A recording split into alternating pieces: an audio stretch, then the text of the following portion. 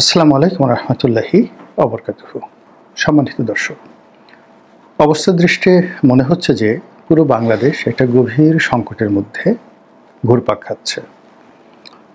কেবলমাত্র সংকট বলে ভুল হবে, যখন তিন দিক থেকে সংকট আসে এবং এসে সেই সংকটগুলো একটা বিন্দুতে মিলিত হয় এবং সেই বিন্দুতে এসে যখন একটা ঘূর্ণিপাক তৈরি হয়, তখন মানুষ যে বিপদের মধ্যে পড়ে, ঠিক ওইরকম একটি জাতীয় সংকট আমাদের এই দেশে দেখা দিয়েছে।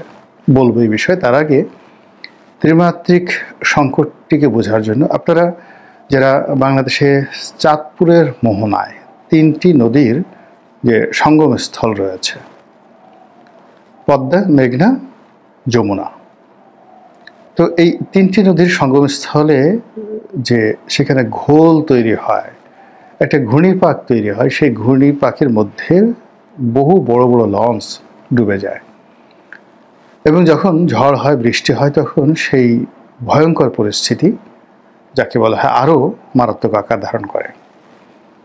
আপনারা চোরাচালানের যে রুট, গোল্ডেন ট্রায়াঙ্গল নাম শুনেছেন। তারপর আপনারা বারমুদা ট্রায়াঙ্গেলের নাম শুনেছেন, মানে সেই প্রশান্ত মহাসাগর, আটলান্টিক মহাসাগর, সেই আটলান্টিক মহাসাগরের মধ্যে যে একটা ত্রিভুজ আকৃতির জায়গা রয়েছে, ট্রায়াঙ্গেল রয়েছে, যেখানে ত্রিমুখী স্রোত এসে এমন একটা পরিস্থিতি তৈরি হয়েছে যে ওর ধারের কাছ দিয়ে যদি কোনো জাহাজ যায়, তো সঙ্গে সঙ্গে সেখানে সেই জাহাজ হারিয়ে যায়, ডুবে যায়, না কোথায় চলে যায়, আজ পর্যন্ত কেউ বের করতে পারেনি আধুনিক বিজ্ঞানের যুগে। ফলে বারমুদা ট্রায়াঙ্গল পৃথিবীর একটা ভয়ানক আজব জায়গা, যেখানে প্রযুক্তি তার ধারে কাছে যেতে পারে না। এবং এই ট্রায়াঙ্গেলটি শুধুমাত্র যে সমুদ্রের উপরে তা নয়, এটি আকাশে, অর্থাৎ ওই বারমুদা ট্রায়াঙ্গেলের উপর দিয়ে কোনো প্লেন উড়ে যেতে পারে না, হারিয়ে যায়। এজন্য হয় কি, যখনই কোনো একটা বিষয় মানে খুব গুরুত্বপূর্ণ বোঝানো হয়, তখনই সেখানে ট্রায়াঙ্গেল মানে ত্রিভুজ, ত্রিমাত্রিক, 3D এই জিনিসগুলো বোঝানো হয়, 3 ডাইমেনশন এই জিনিসগুলো বোঝানো হয়। তো সেই দিক থেকে আমাদের যে রাজনৈতিক সংকট, সেই রাজনৈতিক সংকট এখন ত্রিমাত্রিক হয়ে গেছে। সেই ত্রিমাত্রিক সংকটটিকে আপনি আবার 9 ভাগে বিভক্ত করতে পারেন। এত জটিল আবর্তে যাব না, শুধুমাত্র এক এক করে বলি। আওয়ামী লীগের অবর্তমানে রাজনৈতিক অঙ্গন থেকে অন্তত 50% লোক নিজেদেরকে গুটিয়ে রেখেছেন। ফলে রাজনীতির অঙ্গনে একটা বিরাট শূন্যতা। আর সেই শূন্যতার মধ্যে ওই যে 50% লোক নিজেদেরকে গুটিয়ে রেখেছেন, সেই জায়গা দখল করার জন্য বাকি যারা লোকজন রয়েছেন তাদের মধ্যে যে হুড়োহুড়ি, মারামারি, অন্তর্ঘাত, এতে করে অতীতের যে সমস্যাগুলো যেগুলো এখনও চলমান, তার সঙ্গে আবার এই নতুন মারামারি, হানাহানি, কাটাকাটি, অন্তর্ঘাত শুরু হয়েছে।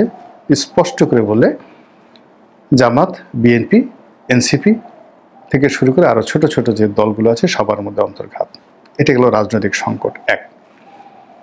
2 নম্বর হলো রাষ্ট্রের যে বিচার ব্যবস্থা, পুলিশিং ব্যবস্থা, আইনশৃঙ্খলা ব্যবস্থা সব তছনছ হয়ে গেছে।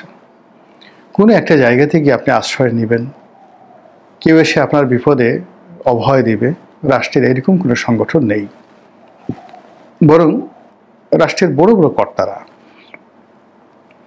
তারা নিজেরা বিপদগ্রস্ত হয়ে যেভাবে অঝরে কাঁদছেন, শত শত হাজার হাজার প্রশাসনের কর্মকর্তার বিরুদ্ধে দুর্নীতি দমন কমিশনের মামলা, শত শত পুলিশ কর্মকর্তার বিরুদ্ধে থানা মামলা, কোর্ট কাছারিতে মামলা, শত শত মিলিটারি কর্মকর্তা, ক্যান্টনমেন্টের মধ্যে যে কী হচ্ছে, কয়জনকে আওয়ামী লীগের ট্যাগ দেওয়া হয়েছে, কয়জনকে জামাতের ট্যাগ দেওয়া হয়েছে, কয়জনকে যাকে বলা হয় বিএনপি ট্যাগ দেওয়া হয়েছে, আমরা জানি না। এবং এইরকম ক্যান্টনমেন্টের মতো সেন্সিটিভ জায়গাতে যখন এরকম ট্যাগিংয়ের রাজনীতি হয়, তখন সেটা যে কত ভয়ঙ্কর আকার ধারণ করে, অতীতে আমরা সেটা দেখেছি। ফলে আমাদের সেনাবাহিনীকে প্রচুর ক্ষয়ক্ষতি মোকাবেলা করতে হয়েছে অতীতকালে। এটি গেল দ্বিতীয়। আর তৃতীয়, আপনি জানেন যে যার টাকা থাকে না তার ঈমান থাকে না। অর্থনৈতিক অবস্থা এতটা খারাপ অনেক মালিক বড় বড় ফ্যাক্টরি বন্ধ করে পালিয়ে বেড়াচ্ছে। ব্যাংক খুঁজছে তাকে ধরার জন্য, পাওনাদার খুঁজছে, ওয়ার্কাররা খুঁজছে, ফ্যাক্টরি রেখে পালিয়ে চলে গেছেন। অনেক শ্রমিক, হাজার হাজার লাখ লাখ শ্রমিক বেকার হয়ে পেশা পরিবর্তন করে টিকে থাকার চেষ্টা চালাচ্ছে। আর এতে করে মানে কি যে একটা সামাজিক অবস্থা তৈরি হয়েছে, নীতি নৈতিকতা, মানদণ্ড, আইন শৃঙ্খলা, চুরি ডাকাতি, রাহাজানি থেকে শুরু করে সব জায়গাতে যে অস্থিরতা বিরাজ করছে।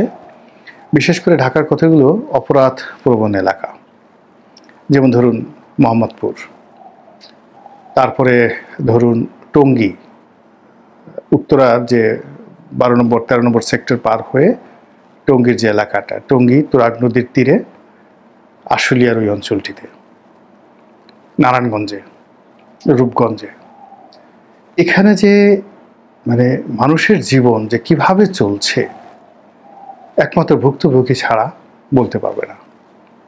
দেখলাম একটা ছিনতাইয়ের দৃশ্য, আমি জীবনে এরকম ছিনতাই করতে দেখিনি।